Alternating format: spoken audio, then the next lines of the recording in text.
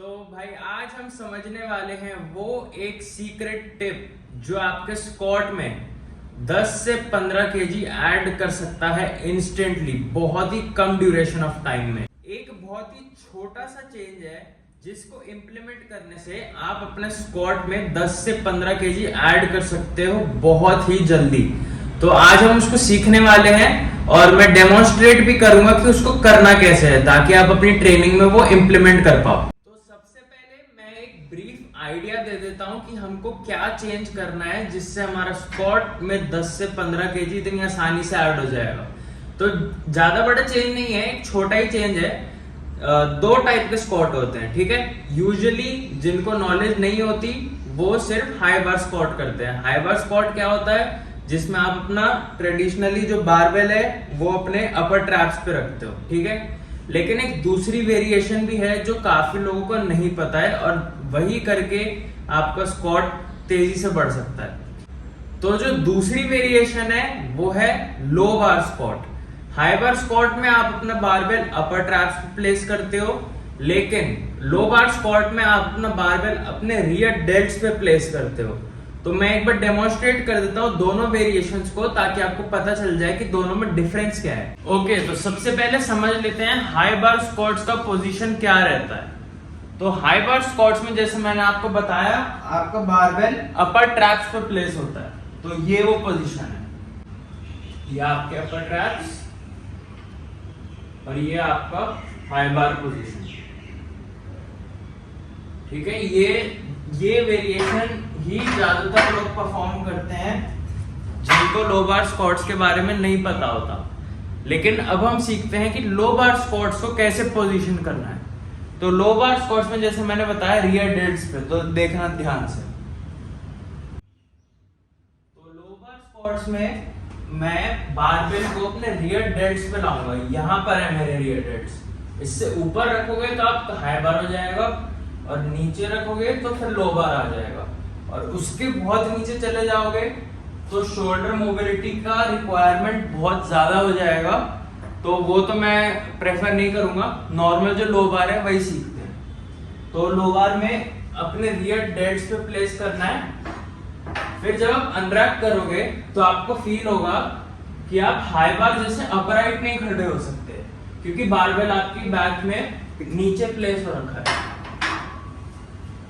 High bar में हम usually upright खड़े होते हैं क्योंकि बारबेल यहां पर होता है। तो सेंटर ऑफ मास मेंटेन करने के लिए हमको लो बार स्क्वाट्स में हल्का सा लीन्ड ओवर खड़ा रहना पड़ेगा। जब आप लो बार स्क्वाट शुरू करोगे तो आपको एक चीज फील होगी कि आपके शोल्डर में थोड़ा एक एंड पेन हो रहा है, क्योंकि यूजुअली जब लोगों को इस पोजीशन की आदत नहीं होती, काफी अननेचुरल पोजीशन है ये। तो जब लोगों को इसकी आदत नहीं होती तो मतलब उनके पास सफिशिएंट मोबिलिटी नहीं होती है इस पोजीशन के लिए। तो जब आप शुरू में लो बार स्क्वाट शुरू करोगे तो मैं सजेस्ट करूंगा कि आप काफी लाइट वेट से शुरू करो और धीरे धीरे उसको प्रोग्रेस करो। शुरू के 2 वीक्स में आपको थोड़ा दर्द होगा शोल्डर्स में और आपको वो बियर करना पड़ेगा, ठीक है। थोड़ा शोल्डर मोबिलिटी ड्रिल्स कर सकते हो अपनी मोबिलिटी को इम्प्रूव करने के लिए, लेकिन आपको लो बार स्क्वाट करके ही आपकी मोबिलिटी इंप्रूव होगी। तो आपको 2 वीक्स तक थोड़ा सा बियर करना होगा, लेकिन एक बार वो 2 वीक्स निकल गए और आपकी टेक्निक परफेक्ट हो गई तो देखना वो एकदम से स्क्वाट का प्रोग्रेस तेज होना शुरू होगा। और एक हफ्ता 10 दिन के अंदर ही आपको फील हो जाएगा कि आपका स्क्वाट 10 केजी से ऊपर तो हो गया है कम से कम।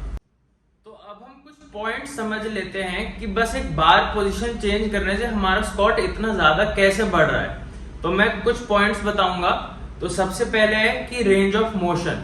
हाई बार में क्योंकि आपका बार अपर ट्रैप्स पे प्लेस होता है और लो बार में रियर डेल्ट्स पे प्लेस होता है, तो इस वजह से जितना भी सेंटीमीटर्स बारबेल नीचे आता है उतना centimetre of range of motion आपको कम जाना पड़ेगा। तो बार प्लेसमेंट नीचे करने की वजह से आपका range of motion artificially reduce हो जाता है, ठीक है। अब दूसरे पॉइंट पे आते हैं, वो है एंगेजमेंट ऑफ मोर मसल्स।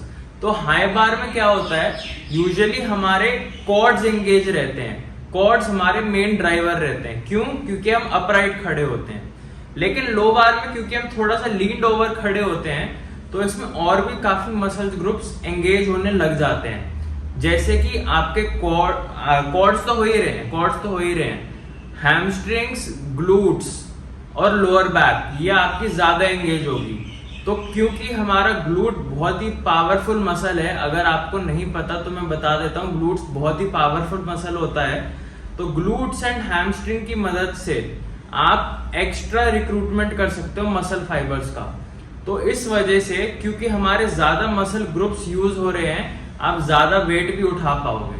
तो हमारा फाइनल पॉइंट आ जाता है इंक्रीज्ड बैक टाइटनेस। तो हाई बार में तो देखो अपर ट्रैप्स पे प्लेस है, तो इतना ज्यादा बैक टाइटनेस क्रिएट नहीं कर सकते, थोड़ी बहुत कर सकते हो, लेकिन लो बार पोजीशन में आप फील करोगे कि आप अपनी बैक को अच्छे से टाइट कर सकते हो।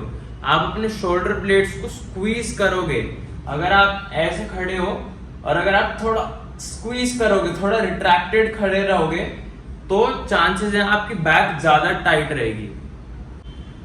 और जितनी ज्यादा आपकी अपर बॉडी रिजिड होगी, उतना ज्यादा आपको टाइटनेस फील होगी और उतना ज्यादा आपको बारबेल के नीचे कॉन्फिडेंट फील होगा। और जितना आपको कॉन्फिडेंट फील होगा, आप ज्यादा से ज्यादा वेट उठा पाओगे। याद रखना कि माइंडसेट बहुत ज्यादा रोल प्ले करता है स्क्वाट में, क्योंकि एब्सोल्यूट लोड्स इतने हैवी हो जाते हैं, तो बहुत ज्यादा इंपॉर्टेंट हो जाता है कि आप वेट्स को हैवी विजुअलाइज ना करो। अगर आप पहले ही सोचोगे कि हैवी है, तो आपको हैवी ही फील होगा।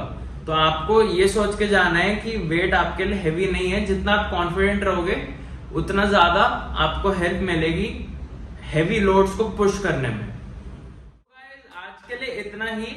तो आज हमने सीखा हाई बार और लो बार स्क्वाट में डिफरेंस, और कैसे लो बार स्क्वाट आपका जो आप वेट मार रहे हो स्क्वाट में, उसको इंक्रीज कर सकता है। तो जाते जाते कमेंट कर देना कि आप हाई बार स्क्वाट्स करते हो कि लो बार स्क्वाट्स।